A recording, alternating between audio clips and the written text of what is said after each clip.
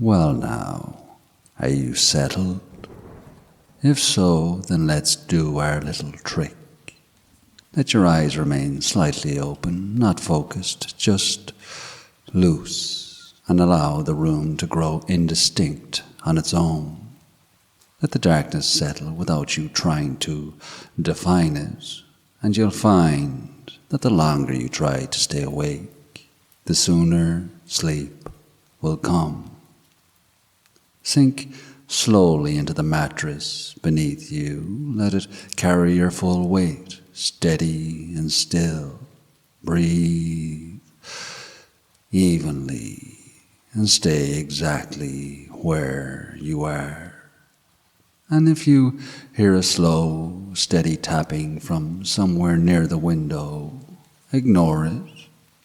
As long as you remain still, it will stay where it is.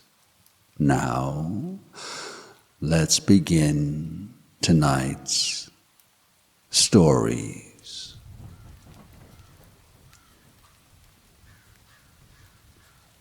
Did you see him? Did I see who? Down by the cutting there, just past the old drainage run. Thought he was standing on the sleepers. At this hour? Aye, coat on him, hat low. Didn't move when the goods went through. No one's due down the stretch tonight. I know that. Are you sure it wasn't one of the inspectors? No inspector stands that close when a freight's running heavy. Oh, you don't know, do you? Know what? That'll be Jimmy McGinn. Jimmy McGinn? Who's that? Jimmy McGinn used to supply the rails along this stretch back when the North Line was laid in a hurry and contracts were handed out to the lowest bidder without much appetite for questions.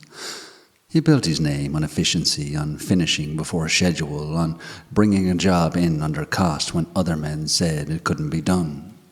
Jimmy McGinn began as a small contractor with a tidy office and a steady hand for figures. He knew how to speak to directors, he knew how to shake hands and make a man feel sensible for saving money, and when the railway pushed north through the rock cutting, carving its corridor through stone, Jimmy won the tender to supply the iron and fittings for that section.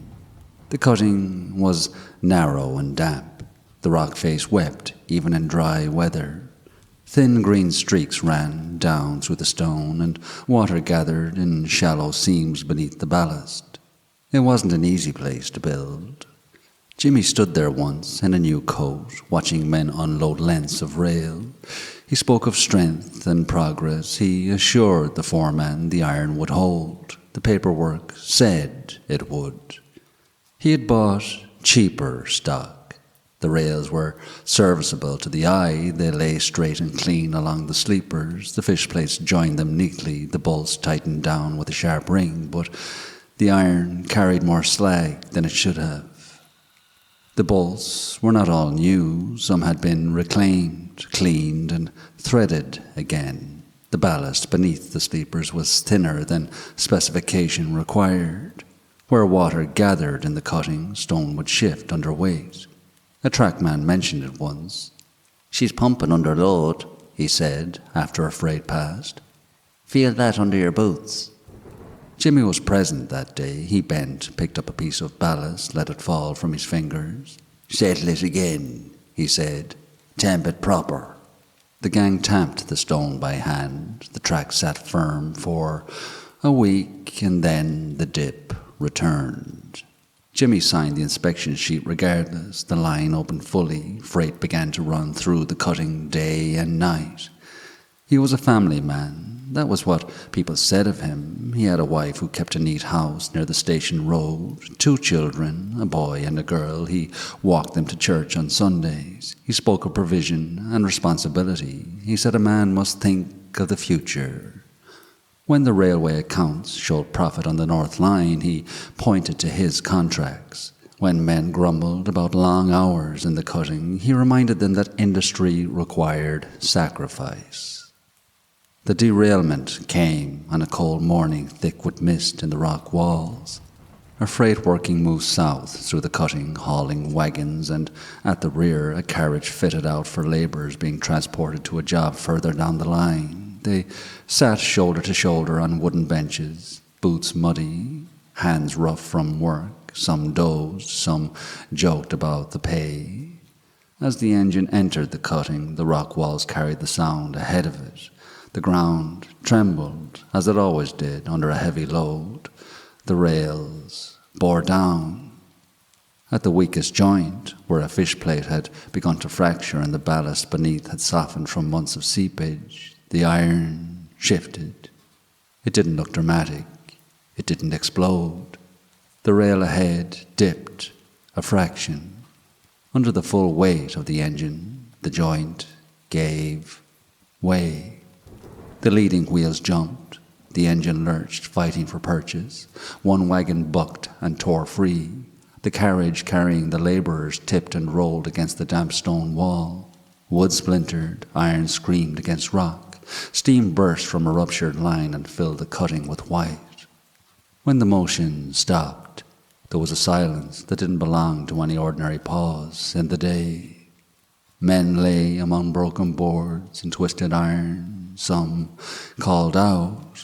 Some did not. News travelled fast along the telegraph. Jimmy McGinn arrived before noon. He stood at the edge of the wreckage with his hat in his hand. He spoke quietly to officials. He knelt beside one injured man and told him help was coming. He shook hands with the railway director and spoke of unforeseen metal fatigue. He suggested that a sudden stress fracture under exceptional load could have been the cause.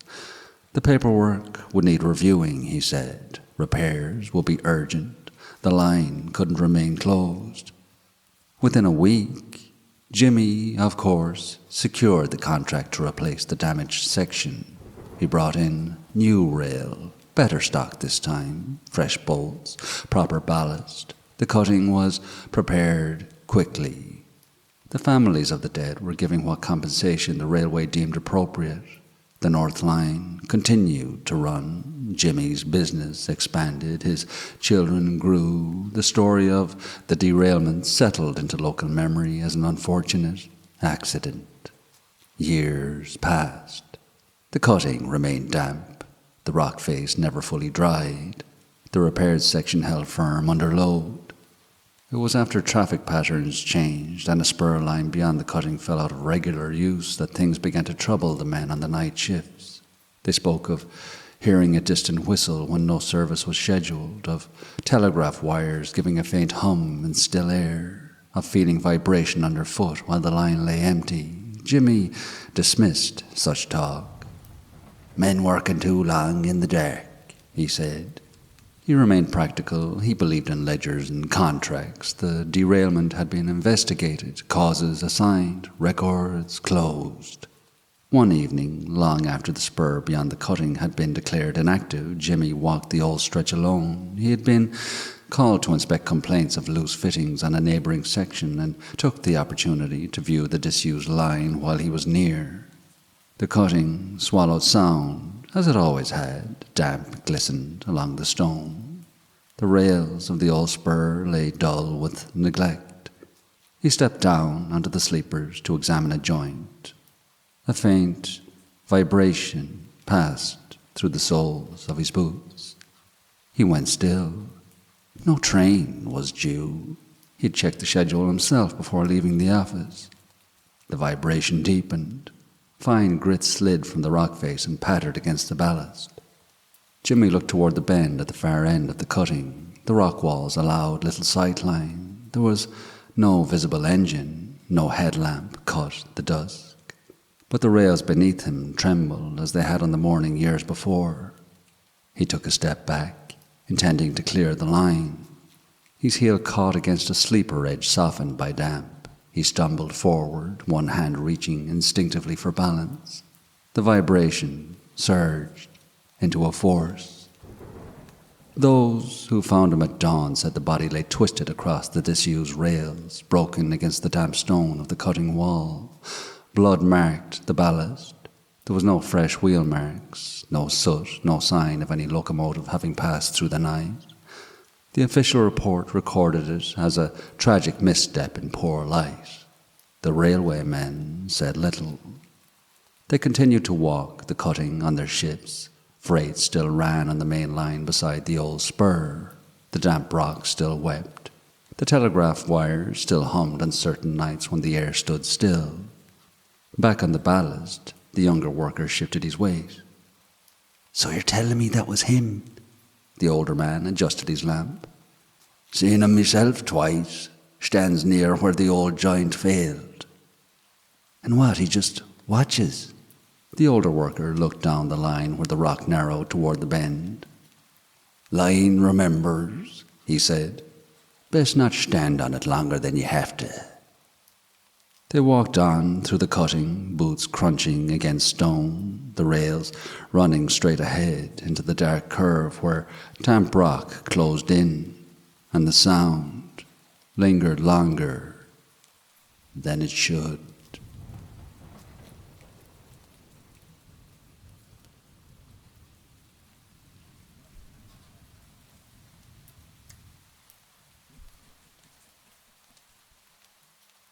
By the time the light began to thin across the fields and the long shadows from the hedgerows stretched across the yard like dark fingers, they were already moving through the evening routine without needing to speak aloud. Fitzy had the first board up before the sun had fully dipped behind the low ridge beyond the marsh. He had cut the timber earlier that week from a fallen gate he'd dragged back from the ditch and split clean with steady, patient strokes. Each plank was measured against the window frame before he lifted it, as though he expected the wood itself to protest if he set it wrong.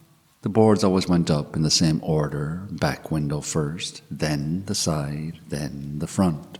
Nails were counted before they were hammered in. The blows were firm but controlled, never reckless, never rushed. He paused between strikes to listen. The sound of iron on nailhead carried farther than people realized. Joe moved through the yard in a wide arc, checking the boundary they'd marked out for themselves. He didn't loiter. He circled the stone trough, peered behind the broken cart that leaned against the wall, and kicked at the long grass near the ditch to flush anything crouched low. He always did that last bit with more force than necessary, as though daring something to come at him. Nothing ever did, but he kept expecting it to. Kira stood in the doorway with the oil lamp cupped between her hands, shielding the flame from the breeze. She waited for Fitzy's word before stepping fully inside. She learned that part quickly. Do not let light spill before the boards are set. "Now," Fitzy said, without turning. She crossed the threshold and shut the door behind her. The farmhouse swallowed the yard and its fading light in one motion. It wasn't their farmhouse. They'd found it empty 6 days earlier. The pot still sat blackened in the hearth as if someone had meant to come back and stir it. A pair of boots remained under the bench by the wall. A folded shawl hung on a peg near the stairs. There'd been no bodies, no overturned furniture, no blood, nothing that spoke of violence, just absence. As if the people who'd lived there had stepped out to fetch water and never returned. Fitzy slid the upper bolt across with a steady hand. Joe dropped the lower one into its place. The wood of the door was old but thick, and when the bolts were set, it felt like something solid stood between them and whatever the dark had grown into. Then came the iron latch. It didn't belong to the house. Fitzy had taken it from somewhere else and fitted it himself with a hammer and stubbornness. It was thick and awkward, a hooked piece that didn't sit right in the hand unless you knew it. It needed a lift and a turn together, a small trick of pressure and timing. If you forced it, it jammed hard and refused to move. If you hesitated, it slipped back out of place. Kira stepped forward before either of the others could move. "I'll try it." She wrapped her fingers around the iron and set it the way she had watched him do it every night. Lift, turn. The hook scraped harshly against the plate and stopped. She tried again, slower this time, willing her wrist to remember the motion. It caught and slipped. Joe watched her without comment. He didn't smirk, he didn't offer help, he only watched, as if measuring how long it would take before she stepped back. Fitzy moved in close. He wasn't irritated, and he wasn't exactly gentle either. "It's like this, look," he said quietly. He covered her hand with his and guided the movement. A lift first, a turn inward, then a firm press down. The hook seated cleanly. The latch made a neat metal click that felt, to Kira, like a verdict. She stepped back. She hadn't managed it once on her own. They only ate once the house was sealed, not much. A heel of bread had carried for 2 days, 2 small onions, a strip of salted pork shaved thin so it would stretch. Joe chewed hard and fast, not waiting for the pork to soften. He swallowed quickly and reached for more before his mouth was empty. Fitzy ate slower, but there was no less hunger in him. He didn't rush, yet the food disappeared just the same. Kira swallowed it without tasting anything at all. They'd been hungry for weeks now. Hunger had stopped being a complaint and become a condition. It lay under everything, under sleep, under speech, under thought. It was the new normal. It had been on the road south, where the hedge thinned and the bogland opened wide under a sky that felt too large that they met Fitzy at all. By then, the talk had travelled farther than the roads themselves. Men at crossroads had spoken of cattle tearing at fence posts until their muzzles bled, of sheep found with foam clinging thick at their mouths and eyes glazed white in the dawn, of dogs turning on their handlers without warning. Word had come from as far as the coast that horses had bolted through market towns, snapping reins as if they'd never known the feel of leather. "It's across the country," one old man had said in a voice that carried no drama, only fact. "Not just here, it's everywhere now. Something's got into them. And beware the moths." No one could name what that something was. They only knew it was spreading. Kira had seen the moths the first afternoon on the road. A cluster of them moved low across the grass in broad daylight, wings flickering pale against the green. That alone had unsettled her. Moths belonged to lanterns and barn rafters, not open fields. Joe had been about to say something when Fitzy's arm shot out across their path. "Don't!" Up ahead, on a low rise, a deer stood in the thinning mist. It was too still. The breeze shifted the grass around its legs. The mist drifted lazily around the hill. The deer did not move. Its hide hung torn along one flank, strips of fur peeled back to show dark muscle beneath. Foam clung thick along its jaw, stretching in threads when it opened its mouth to breathe. Its eyes reflected the light in a flat, pale way that didn't belong to any animal in afternoon haze. Joe took a step backward. The moths drifted higher around the hill, circling above the deer in uneven arcs. "Do not move," Fitzy said quietly. They didn't. The deer's head jerked slightly as if listening. It opened its mouth wider. The sound that came from it wasn't a bellow, not a cry. It was a thick, wet exhale that seemed to drag something up from deep inside its chest. Fitzy stepped backwards once, and then again. They followed him without question. They didn't run until the deer moved. And when it did, it moved weirdly, stiff, fast in short bursts, then stopping abruptly as though its legs had forgotten how to carry it properly. They didn't look back. They stayed with Fitzy after that because the alternative was worse. On the 7th morning in the farmhouse, they went out early, before the sun had warmed the frost from the grass. The nearby house stood a half-mile across the fields, stone walls, thatched roof, the front door slightly ajar. Joe didn't like that. Fitzy approached slow, boots careful, in the dirt. Moths drifted across the eaves, just a few. "It's wind," Joe muttered, though the air was still. They entered through the back. The house smelled of stale grain and damp wool, and dust lay thick on the table. A chair had been knocked over and left that way. Kira stood near the doorway while the two of them checked the rooms, calling out softly before stepping into each one. Cupboards were opened carefully, a sack of oats, a jar of lard, 3 potatoes gone soft but still usable. Joe let out a quiet breath of relief. Then the cupboard near the hearth burst outward. A badger came out of the dark like a thrown weight and hit Fitzy at the thigh. It climbed upward with violent force, claws scraping against his trousers, jaws snapping inches from his face. He swore and grabbed at it. Its body was lean and strong beneath the fur. Its jaw snapped repeatedly, foam flinging in small white arcs that caught the dim light. It made a rapid, choked growl that vibrated through its ribs and into Fitzy's chest.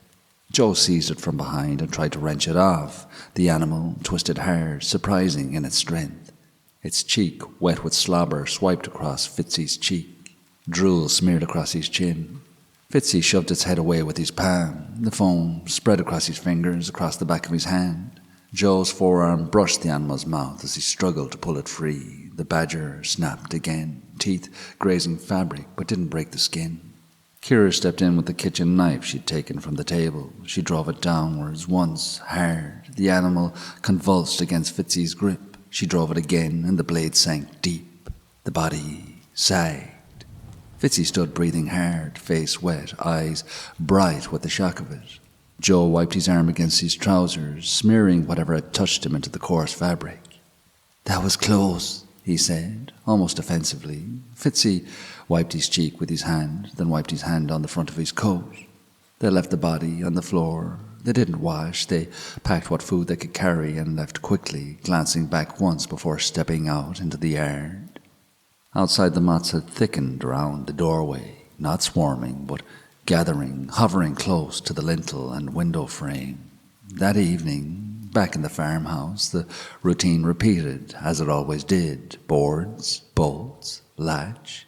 Kira tried the latch again. It slipped from her grasp and scraped harshly against the plate. Fitzy stepped forward and set it properly without comment. They sat at the table. They were starving. Joe tore the bread and dipped it into the lard they'd brought back. He chewed with his head bent low, grease running along his fingers. He sucked it clean without thinking, then reached back for more.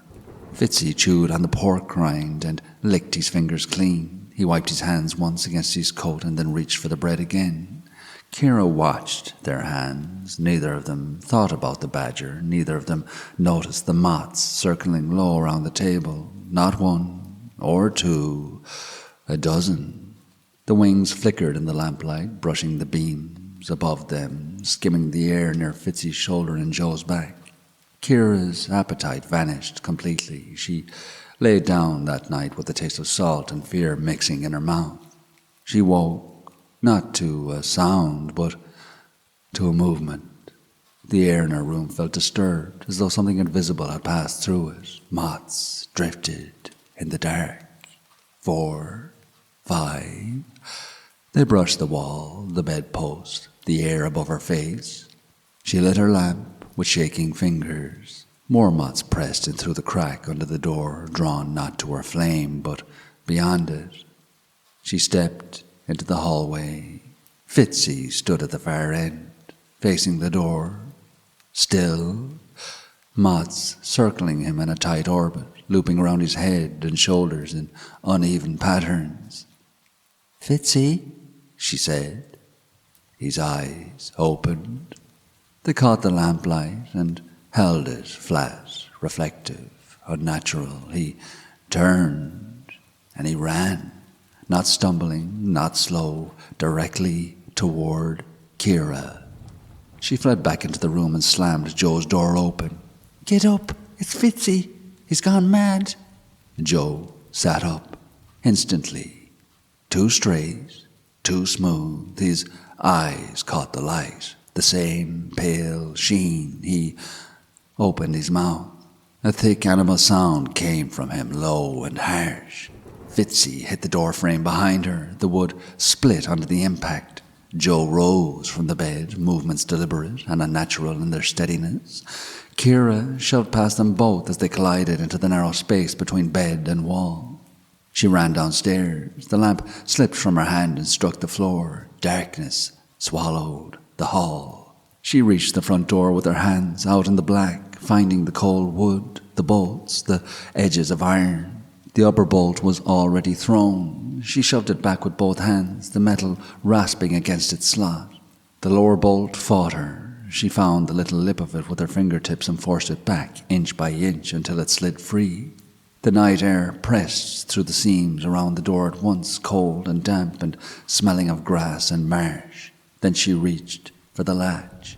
The iron hook was there, solid, hard in place. She could feel its shape, feel how it sat when Fitzy had done it. She could picture his wrist turning, the slight inward press, the final firm seat. She tried to do it, lift, turn. Her fingers slipped on the metal, her nails scraped. The hook didn't move. She tried again, putting more strength into it. It shifted a fraction and then stopped, jammed as though welded into the wood. Behind her, movement on the stairs. It wasn't quick. It wasn't panicked. A foot set down carefully, then another, as if whoever came down knew the way in the dark and had all the time in the world. Moths brushed her face. She lifted a hand to swat them away and felt their wings dry and light against her skin. More of them filled the hall, wavering in the thin air between her and the stair. She pressed her palms against the latch and forced it upward. It scraped. It refused. A breath came from somewhere behind her, wet and close. And then a second breath answered, deeper and steadier. She didn't look back. She kept her eyes on the door as if staring could make the iron move. Lift, turn, press. The latch held. More moths came. Dozens, 100.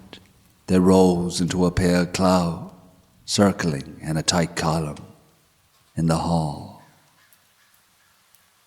Days later, two men waited in the hedgerow opposite the farmhouse as dusk settled over the fields. They had been watching it since midday, trading quiet looks whenever the tall grass shifted on its own. Moths clung to the boards across the windows, hundreds of them still. And that was how they knew something was inside. Two other men had gone in at dusk, hoping to salvage food. The waiting men heard the scream, then the pounding of feet. The two who had entered burst from the door, one stumbling badly, the other dragged him by the arm. They crashed into the hedgerow, breath ragged. "What happened?" one of the waiting men demanded. "I got bit," the injured man gasped, his words breaking as if he couldn't make them sit right. "By what? A dog? A fox?" The injured man shook his head. He looked back toward the farmhouse, toward the boars in the dark behind them. "A little girl. A little bloody girl bit me." Across the field, the moths lifted from the walls in one pale wave and circled once in the fading light before settling again. That was the first time anyone said it plainly. The sickness was no longer only in the fields or the forests. It was walking upright, and it was learning. Doors.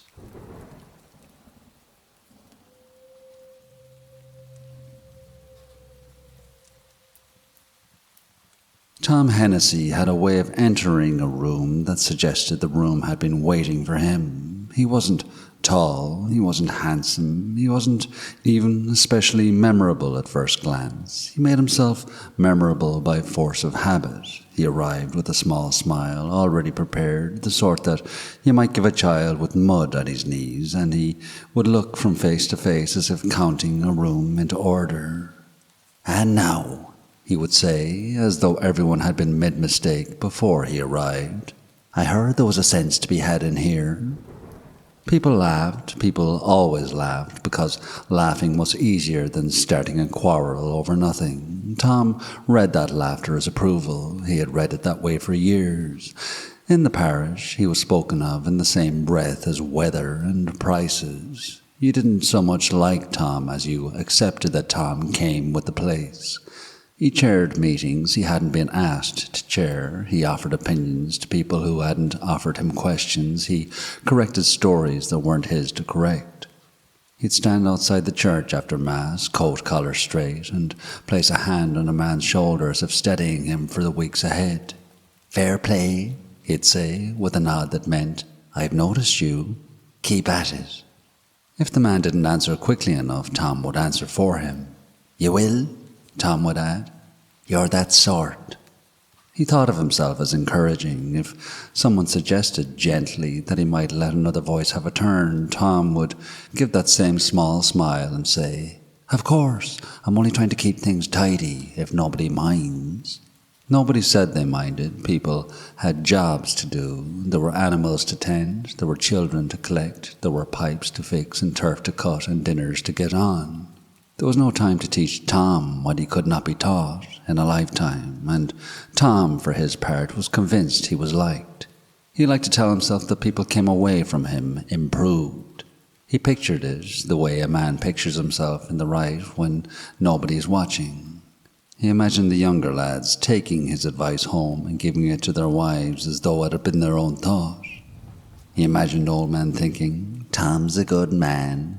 Tom speaks plain. Tom knows things." He never imagined a room emptying because he had opened his mouth. He never imagined a conversation dying as soon as he stepped into earshot. He noticed, though, there were small shifts the sort of man could explain away if he preferred his own comfort to truth. An invitation to a card game that didn't arrive, a neighbour who used to stop at his gate and now waved farther down the road, a woman in the shop who smiled with her eyes and then turned to someone else and continued her talk as if Tom were a coat peg. Tom took these as signs of life being busy. He took them as signs of other people being shy. He took them as signs of other people being jealous, because jealousy was a useful explanation. It meant Tom didn't have to change. One evening, late enough that the last light had gone from the fields, he left the village with his hands in his pockets and his mind chewing at a slight that hadn't deserved the effort. A man had disagreed with him at a public house, not strongly or rudely, just a quiet, "I'm not sure that's right, Tom." And something in the way the others had looked down at their drinks, something in the way nobody had rushed to smooth it over for Tom, had lodged in him like a fishbone. He walked faster than he meant to. Gravel shifted under his boots. The hedge on either side was black with shadow. He could smell damp earth and the sharp tang of hawthorn. Somewhere a bird called, then stopped, as if it had decided there was no point. Ahead, there was a crossroads. He saw a figure standing as though he'd been put there and forgotten. Tom slowed. The figure wore a low bowler hat. His coat was dark, the sort a man might wear in town. His hands were gloved, a pipe sat between his lips. The face beneath the hat was hidden in shadow, not by the night alone, but by something more deliberate, as though the darkness had decided to keep its secrets. Tom felt his usual instinct arise, the one that had served him all his life. Take control, take the tone, make it your ground. He stepped nearer with his smile. "Evening," Tom said. "Late to be standing at a crossroads." The man didn't answer straight away. He looked toward Tom, but Tom couldn't see his eyes. Tom kept going because stopping was a kind of weakness. "You'll catch a chill," Tom added, as though he were speaking to an old aunt. "Unless you're waiting on someone, in which case I hope they're worth the wait." The man lifted his hands and snapped his fingers in the air. The pipe lit. Not with a flare, not with a show, just a small steady glow at the bowl, as if the fire had always been there and had simply been permitted to appear. Tom's smile faltered for a heartbeat. He recovered it quickly. "A trick," Tom said, with a light laugh meant to carry the moment away. "A neat one, I'll give you that." The man drew once on his pipe. The sound of it was soft. The smoke didn't drift toward Tom, it rose and vanished. "You're out late," Tom said, and heard himself pushing, heard the hunger in his own voice for the man to react. "Where are you bound?" The man's whisper came at last, calm and even, as if he were speaking to himself rather than Tom. "I'm headed home." Tom nodded too quickly, eager to regain footing. "Aren't we all?" He tried humour next, the harmless kind that usually got him what he wanted. "If you're lost, I can tell you the way. I know these roads like I know me own hands." The man didn't thank him. The man didn't refuse him. The man simply stood, pipe in mouth, as though Tom were an itch on his sleeve.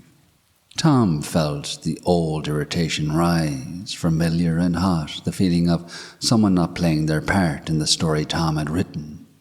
"Well," Tom said, sharper now, "I'm only offering help. There's no need to be rude about it."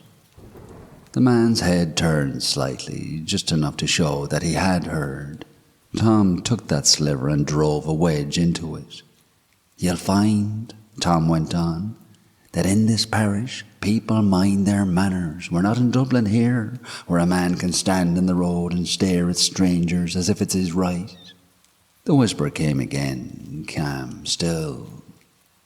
"Is it your right?" Tom blinked. "What?" The man lowered his hand from the pipe and snapped his fingers again. The world lurched. Tom felt the ground swing in a way ground had no business swinging. The crossroads, the hedges, the dark sky, all of it slid sideways like a painting being lifted off a wall. The air seemed to grow thick. Tom reached out instinctively, as if he could grab the night and steady it. Then everything went away. And when he came back to himself, he was standing on bare boards. The smell hit him first, old wood, dry dust, the faintest hint of damp trapped in grain. The air was still. There was no wind, no night insects, no far-off cartwheel, no church bell, nothing that belonged to the world outside. He turned in place. A room, wooden walls, close enough to feel like they were leaned. No door, no window, no crack where light might sneak in. A single table stood in the centre with two chairs opposite each other, as if someone had set it for an argument. And in one of those chairs sat Tom Hennessy. Not a man like him, not a cousin, not a brother. Him. Same coat, same boots, same hair, same face that looked better from a distance than it did up close. Same small smile waiting as if it had been practiced. The seated Tom looked up as Tom stared. "Well," the seated Tom said, "that didn't take long." Tom's mouth opened, then shut. His mind reached for explanations and found none that fit. The seated Tom stood, slow, like a man rising to greet a visitor in his own house. "You can wipe that look off your face," the seated Tom said. "It won't help." Tom stood back and hit the wall with his shoulder. The wood was solid. "Who are you?" Tom demanded. The other Tom gave a short laugh. "That's rich." "I asked you." "You asked nothing," the other Tom cut in. "You made a sound and expected the world to answer." Tom felt his temper spike because the voice was his own voice and the tone was his own tone, and hearing it directed at him was like being slapped with his own hand. "Listen," Tom said, choosing a steadier pitch, choosing reason like a tool. "You're some kind of trick, some kind of impersonator." The other Tom stepped closer. He moved exactly the way Tom moved, with the same confident shift of weight, the same habit of making a small space in a room feel like it belonged to him. "I'm not an impersonator," the other Tom said. "I'm the one and only Tom Hennessy." Tom let out a short, disbelieving noise. "What do you mean, I'm the real Tom?" The other Tom's smile widened a fraction, pleased, as though he'd been waiting for that line. "Of course you are," the other Tom said, "and I'm the one who's been put here to listen to you say it." Tom's eyes flicked to the table, to the chairs, to the blank walls. He went to the place where a door ought to be and pressed his palm against the wood. He ran his fingers along seams and found none. He thumped the wall with the side of his fist. The sound was dull, swallowed by the room. He turned back. The other Tom watched him with patient amusement. "Don't start with theatrics," the other Tom said. "You'll tire yourself out." "Where are we?" Tom demanded. "In a room," the other Tom said, as if Tom were slow. "Keep up." Tom took a breath that did nothing for him. He felt heat rising in his face. "You know what I mean." The other Tom leaned his hands on the table, placing them as Tom would have placed them at a meeting when preparing to lay down sense. "I know what you mean," the other Tom said. You want control. You want a name for it. You want to pin it down so you can feel taller than it. Tom's jaw tightened. You're a spiteful little... Ah, the other Tom said, and held up a finger, delighted. There it is. When you can't win, you go for the insult. You dress it up as honesty, and you call it plain speaking. Tom stared at him, stunned not by the accusation, but by its accuracy. The fact that the other Tom could say it so cleanly made it worse. Sit down, the other Tom said. You're pacing like a dog. Tom didn't sit. The other Tom gestured to the chair opposite his own. Sit down, Tom. Tom's hands curled. You don't tell me what to do. The other Tom nodded, as if confirming something for himself. Right, we're going to be here for a while. Time inside the room didn't behave in the way Tom could trust. There was no light to measure, no shift of shadow, no hunger that came at a proper hour. There was tiredness, though, and it came in waves like sickness.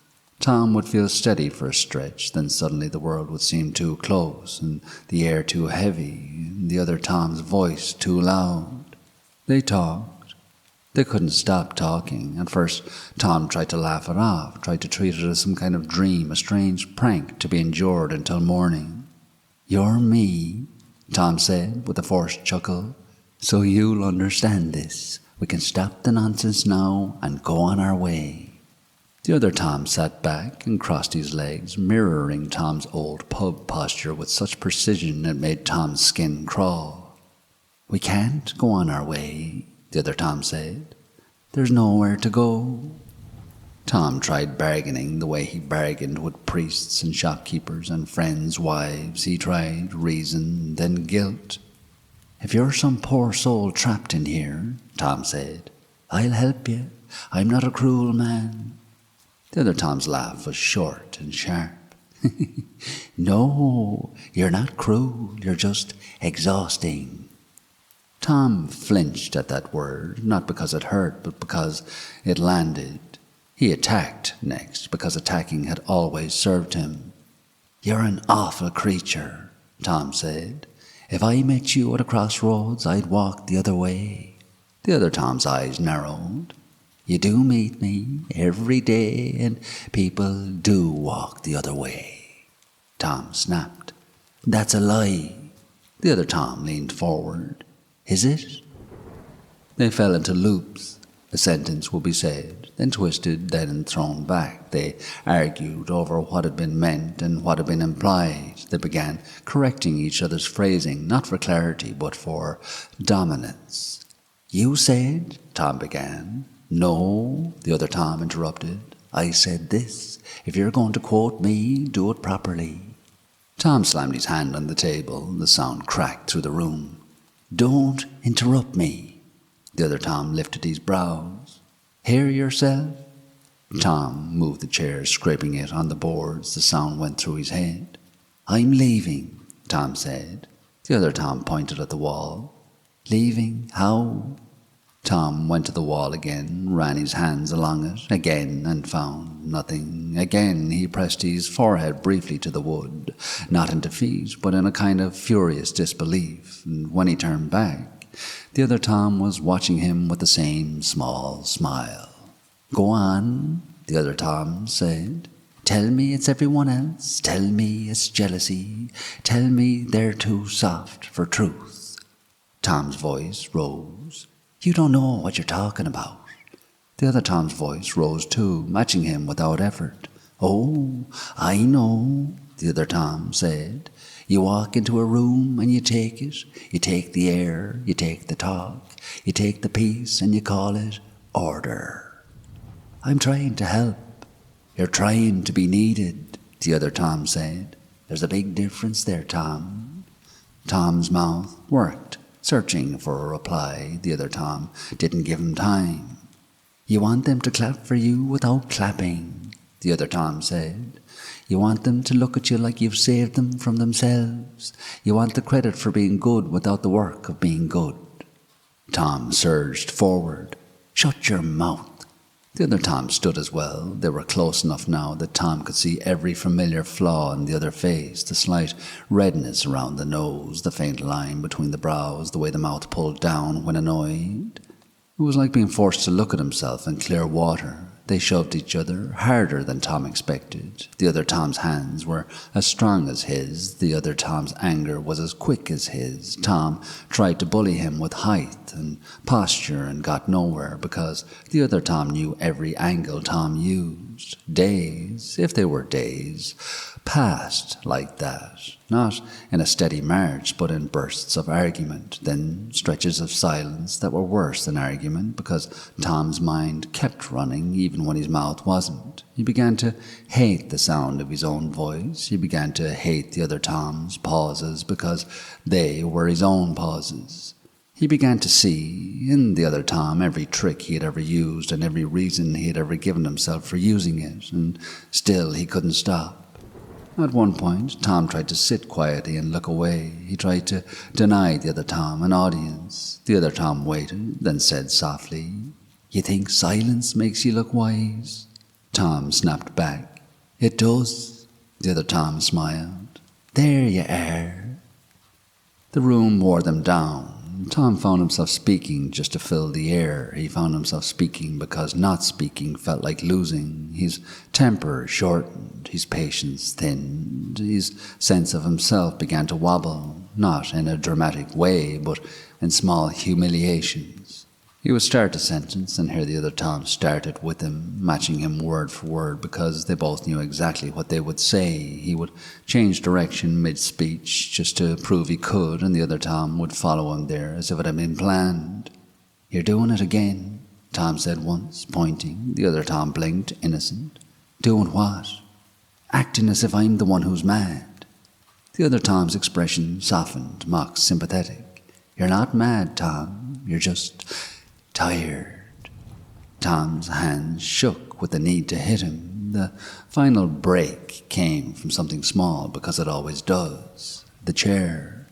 Tom sat in one chair, the other Tom sat in the other. Then, without any agreement, both stood and moved, and both sat back down in the other chair, each claiming it as his own, and Tom stared at him, outraged by the childishness of it, and then realized with a sick lurch that he was doing the same thing. "You did that in spite of me," Tom said. The other Tom laughed. "You think everything is about you?" Tom's voice turned sharp. "It is about me. It's my life." The other Tom leaned forward. "Then live it without making everyone else your audience." Tom surged out of the chair. The table shifted, wood scraped. The other Tom stood too. They grabbed each other. It wasn't a neat fight. It was clumsy and mean. Two men who knew exactly where the other was weakest and who couldn't bear to lose. Tom's hands found the other Tom's throat. The other Tom's hands found his wrists. They strained, feet slipping on boards. Tom pushed harder, because pushing harder was what he always did when a thing resisted. The other Tom's face reddened. His eyes stayed fixed on Tom's, and then, horribly, the other Tom smiled. It wasn't wide or theatrical, just the smallest curl at the corner of his mouth, as if he had finally proved something. Tom's fingers tightened. The other Tom's hands loosened.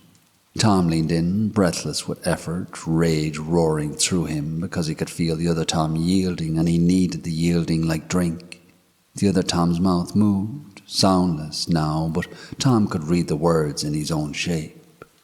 "You can't win." Tom tightened again, and the other Tom's eyes went dull. The room held still. Tom stood there with his hands still raised, as if the act had not yet finished inside his own mind, and then came a sound, a snap of fingers, close, crisp. Tom's eyes flew open. He was on the crossroads. Gravel dug into his knees. The hedge stood on either side, as it always had. The night air touched his face with cold damp, and his hands were around his own throat. He was choking himself. For a moment, his mind refused the truth of it. It stuttered. It tried to replace it with the wooden room, with the table, with the other Tom's face. His fingers loosened, air rushed in. He fell back onto the gravel, coughing, dragging in air in ragged pulls that made his chest ache. He lay there, staring up at the dark, seeing nothing but the black shape of sky. He sat up slowly. His hands trembled in front of him as though they belonged to someone else. He looked around for the man in the bowler hat, but there was no man, no pipe smoke, no glow, no shadow that didn't belong to hedge or ditch, only the crossroads, silent, ordinary, merciless in its normality. Tom touched his own neck, skin, heat, the shape of a pulse. He stayed there longer than he would ever admit later.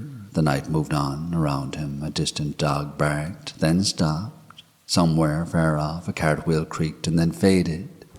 Tom got to his feet with effort. His coat hung wrong on his shoulders, as if it had been worn by someone else for days. He looked down the road, as if one of them might explain what had happened. Nothing did. He swallowed back the urge to call out, because calling out would mean admitting fear into the night, and Tom Hennessy didn't like to admit to anything. He stood with his fists clenched at his sides, eyes fixed on the hedge, willing his mind into a shape he could live with. "Pull yourself together," he said aloud. His voice sounded hoarse, unfamiliar. He cleared it once like a man preparing to speak in public. "Your imagination's running wild," he said, firmer, as if giving instructions to a child. He gave the crossroads one last hard look, as though daring it to argue with him. Then he muttered, quieter, more to his pride than to the night, "Ridiculous." He began to walk. His boots found the road automatically. His body knew the way home, even if his mind didn't know itself. He kept his eyes forward. He didn't look back, because looking back felt like giving something permission. He made it 10 steps, 15. The hedge whispered as wind moved through it, and then a voice slid into that whisper, calm and low, not from any single place, but carried across the crossroads itself, as if the air remembered the shape of it. "Don't forget your night and the crossroads, Tom." Tom's steps faltered for the smallest moment. His shoulders drew up, his hands clenched again. He didn't turn.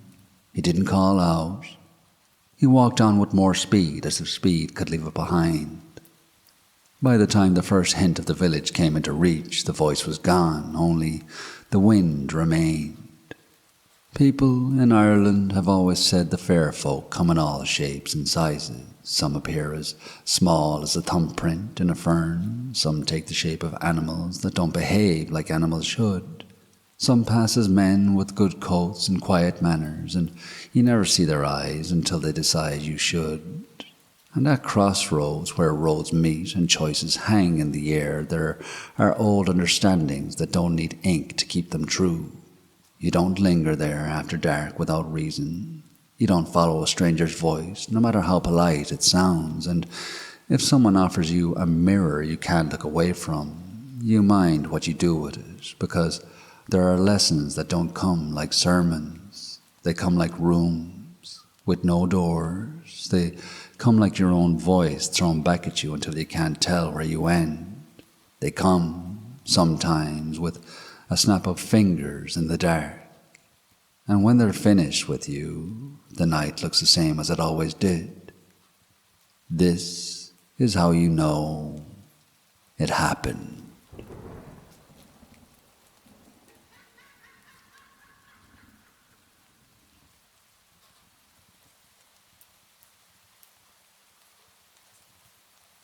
Willie Lenahan rose at 6:30 every morning without the aid of an alarm. The habit had set itself into him years before, when he first took over the butcher's shop from his uncle, and it never loosened its grip. He would open his eyes, lie still for a moment, and listen to the quiet of the house, the boards settling, a cart passing far off on the main road, a crow on the roof, ordinary sounds, reassuring sounds. He swung his legs out of bed with care. Willie was a broad man, heavy in the middle, soft about the jaw, with a face that always seemed on the edge of a smile. He shaved slowly, carefully, humming as he drew the blade across his cheeks. He brushed his teeth with methodical strokes. He parted his hair with a comb and pressed it flat with a dab of oil. His shirt was always clean, his trousers always pressed, his boots polished the night before. He admired order. Downstairs, he boiled the kettle and fried 2 rashers and an egg. He ate it standing at the counter, wiping his mouth neatly with a cloth. Before leaving, he checked the back door twice, straightened the small framed picture of the Sacred Heart on the wall, and slipped a few boiled sweets into his coat pocket. At midday, in the back of the shop, he sat on a wooden crate and ate a neat lunch from greaseproof paper. Brown bread, a slice of ham trimmed evenly, a hard-boiled egg sprinkled with salt, and finished it off with a healthy apple. By 7 each morning, he was on his bicycle. Willie rode through Ballinasloe with a steady rhythm, whistling the same tune he'd whistled since boyhood. It was a bright thing, cheerful, a tune that lifted with the morning air and drifted ahead of him. "Morning, Willie," called Mrs. Haplin from the gate. "Morning to you, love," he replied, slowing to lift a hand. He stopped to help old Seamus O'Driscoll right a loose fence post. He gave a sweet to little Tomas Flynn, who followed him for a few yards before being called back inside by his mother. Willie laughed easily. He had that way about him, a warmth that made people linger. At the shop, he unlocked the door and stepped into the cool interior with a sense of satisfaction. The counters were scrubbed, the hooks were clean, the floor had been washed the evening before. He tied on his apron and set to work. He cut with precision. He wrapped each parcel in brown paper, folding the edges crisp and tight. He remembered who preferred clean cuts and who liked a bit of fat. He set aside bones for dogs and slipped them into bags with a wink. "You're too good to us, Willie," said Mrs. Byrne, accepting her parcel. "I go on with you now, Mrs. Byrne," he said, smiling. All day he moved with quiet confidence. He sharpened his blades with long, even strokes, enjoying the steady rasp of metal along stone. He weighed cuts on the scale, eye level, satisfied when the needle settled exactly where it should. He was a man who valued balance. By late afternoon, the shop had emptied. He wiped down the counters again. He stacked the trays. He counted the till with careful fingers and locked the door behind him. The whistling returned as he cycled home. His house stood just on the edge of the village, close enough to hear the hum of life, far enough to enjoy his own space. It was neat, whitewashed, windows cleaned regularly. He wheeled his bicycle around the side and leaned it against the wall. Inside, he hung his coat and removed his apron. He washed his hands thoroughly, scrubbing beneath the nails, and then he pulled off his jumper and tossed it over the chair, leaving himself in a grimy vest that clung to his thick shoulders and chest. He stood for a long moment in the kitchen, breathing heavily. And then he crossed to the far corner of the room and lifted the rug. A square of wood lay beneath. He hooked his fingers into the small ring set into the board and pulled. The trapdoor opened with a low creak, revealing narrow steps leading down into darkness. Before he reached for the switch, a faint whisper drifted up from below, a murmur, thin and strained. In the darkness beneath, small eyes glinted. Willie smiled. He descended without hesitation. There was only one light down there, a single bulb hanging from a cord, swaying slightly as if the air itself had brushed against it. The shadows moved with it. He flicked the switch. The bulb hummed to life, throwing a weak yellow glow across the cellar. Several iron cages lined one wall. Salt had been poured thick along the edges of the room, crusted into white lines against the damp stone. Inside the cages, huddled, the groggocks. They were smaller than a child, brown fur and slight, with long fingers and wide dark eyes. Their hair hung in clumps where it hadn't been brushed. Their limbs were thin. One clutched its arm close to his chest, the bone beneath having set badly. Another crouched over 2 smaller shapes that lay trembling. In the far corner of one cage lay a small body, another grogock, but this one didn't move. It was dead. Its ears bore a distinct notch, a clean bite taken from the upper curve. The others pressed back from the bars at the sight of Willie. Willie set his hands on his hips and looked them over. "Well now," he said gently, "there ye all are." His voice was the same one he used upstairs, warm, even. He crouched in front of the nearest cage and tapped the bars lightly with his knuckle. The sound rang out in the low room. The creatures flinched as one. "Oh, you're still skittish, I see." He moved along the row of cages, pausing at each one. The smallest Groggock blinked up at him weakly. "Hungry, are ye?" Behind him sat a rough workbench, and on it lay pliers, a hammer, coils of wire, and stains of blood darkened the wood. Strands of coarse brown hair clung to the edge. Willie reached into a sack and withdrew a red apple. He set it on the bench and picked up a thin, sharp shard of metal filing that lay amongst the tools. He pressed the shard carefully into the apple's flesh, working it in until it vanished beneath the skin. He wiped the fruit clean on his vest and turned it slowly in his hands. Satisfied, he carried it back to the smallest cage. He crouched low.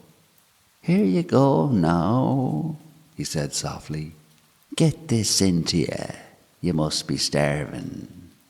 The tiny creature wanted to reach out. It was so hungry, but at the same time it was afraid. Willie extended his hand through the bars.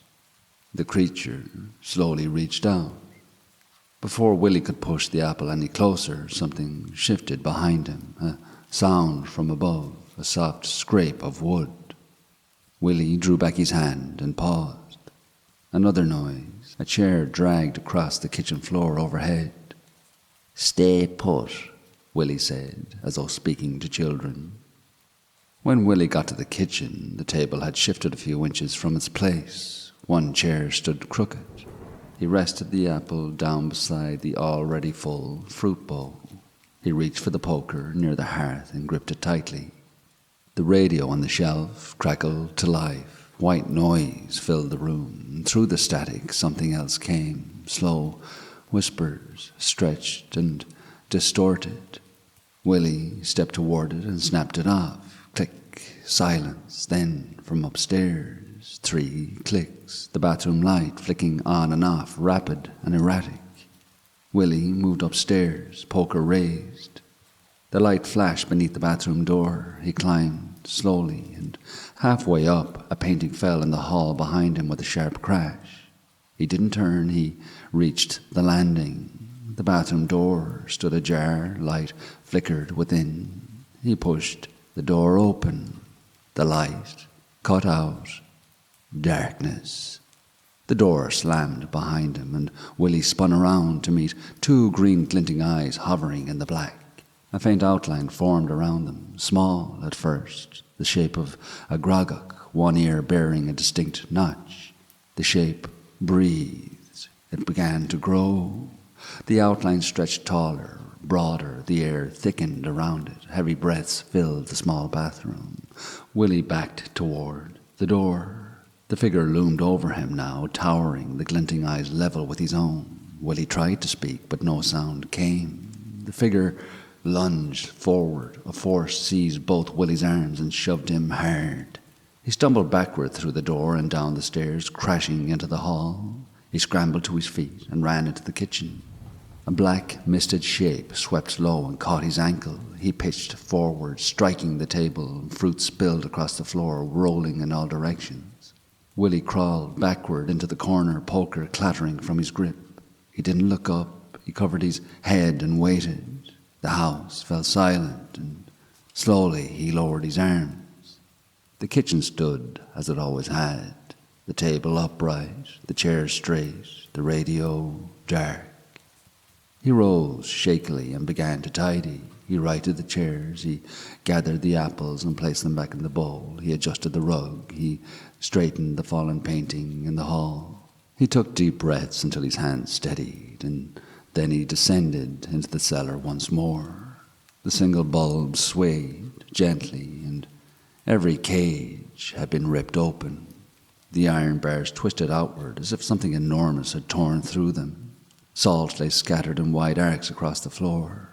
No groggocks remained, not even the one with the notched ear.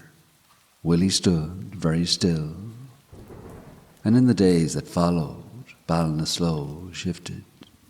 Mrs. Halpin no longer waved. Seamus O'Driscoll turned away when Willie approached. Mothers called children inside at the sight of him. Conversations ended abruptly when he entered the room. At the shop, customers dwindled. Meat hung untouched.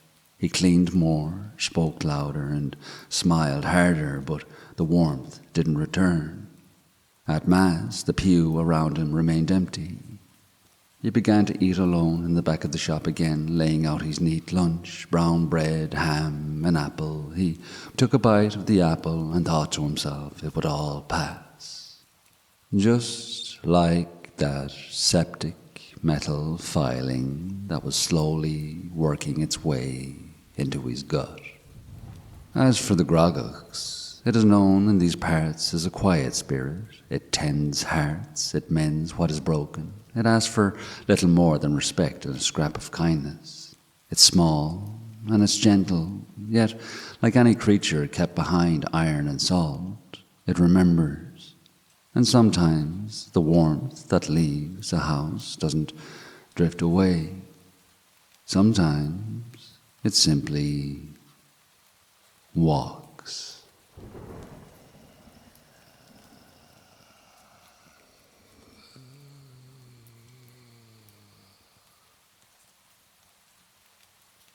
When you wake in the morning, please like, subscribe, and leave a small comment below. Tell me where you're listening from. Those quiet words and clicks are what keep this place alive. The soft signs that let the stories return again and again to you and to others. Come back every night.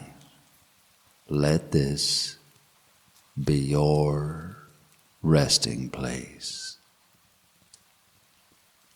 Good night.